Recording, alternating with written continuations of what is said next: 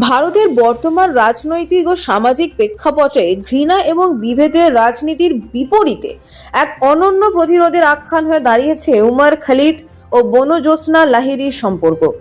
সম্প্রতি সোশ্যাল মিডিয়ায় এই জুটিকে কেন্দ্র করে যে উগ্র আক্রমণের আবহ তৈরি হয়েছে তা ভারতের ক্রমবর্ধমান অসহিষ্ণুতাকেই নগ্ন করে দিয়েছে।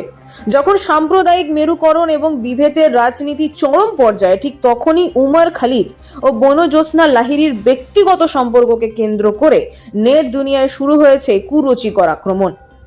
দিল্লির জওহরলাল নেহরু বিশ্ববিদ্যালয়ের প্রাক্তন ছাত্রনেতা এবং উমর খালিদ দীর্ঘ সময় ধরে বিচারাধীন বন্দী হিসেবে কারাগারে রয়েছেন, কিন্তু সম্প্রতি তার দীর্ঘদিনের সঙ্গী কলকাতার বিশিষ্ট অ্যাক্টিভিস্ট বনু জোসনা লাহিড়ীর সঙ্গে তার সম্পর্ককে লাভ জিহাদের তকমা দিয়ে আক্রমণ শানাচ্ছে উগ্রপন্থী গোষ্ঠীগুলো।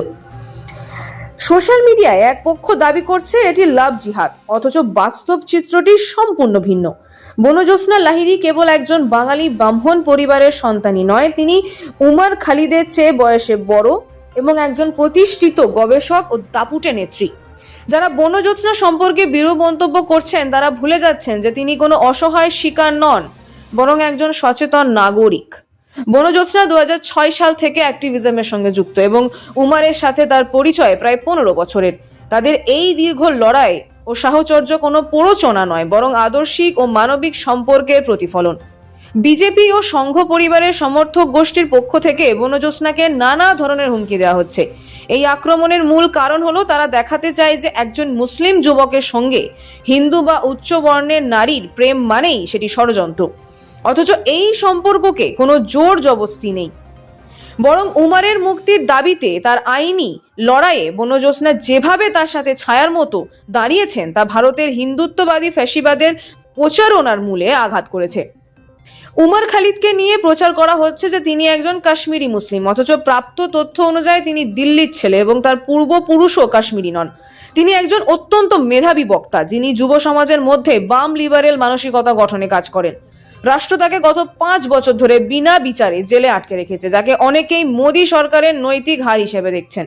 তাকে কারাগারে আটকে রাখা হলেও তার আদর্শিক কণ্ঠস্বরকে যে স্তব্ধ করা যায়নি, এই নতুন বিতর্ক তারই প্রমাণ।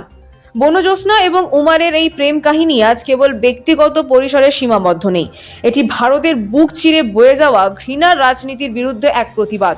যখন রাষ্ট্রযন্ত্র উমরকে বিচ্ছিন্ন করতে চাইছে, তখন বনু জোসনা তার পাশে দাঁড়িয়ে প্রমাণ করছেন যে ভালোবাসা কোনো সীমান্ত বা ধর্মের গণ্ডি মানে না। এই সম্পর্কটি একটি বার্তাও দেয়। ঘৃণা ছড়ানো উগ্রবাদী বক্তারা জেলের বাইরে বুক ফুলিয়ে চললেও একজন নিরস্ত বক্তা এবং তার অকুতভয় সঙ্গিনী আজ ফ্যাসিবাদের সামনে বড় চ্যালেঞ্জও দাঁড়িয়েছেন। ভারতে ঘৃণার বীজ যে গভীর স্তরে পৌঁছেছে তা সোশ্যাল মিডিয়ায় এই ট্রোলিং ও হুমকি থেকে স্পষ্ট। তবে উমর বনু জোসনার এই সহমর্মিতার কাহিনী যেন সেই অন্ধকারের মধ্যে এক পশলা রোদ্দুর। তাদের এই প্রেম কোনো ধর্মীয় ষড়যন্ত্র নয়, বরং একটি সুন্দর আগামীর স্বপ্ন দেখা মানুষের অটুট বন্ধন।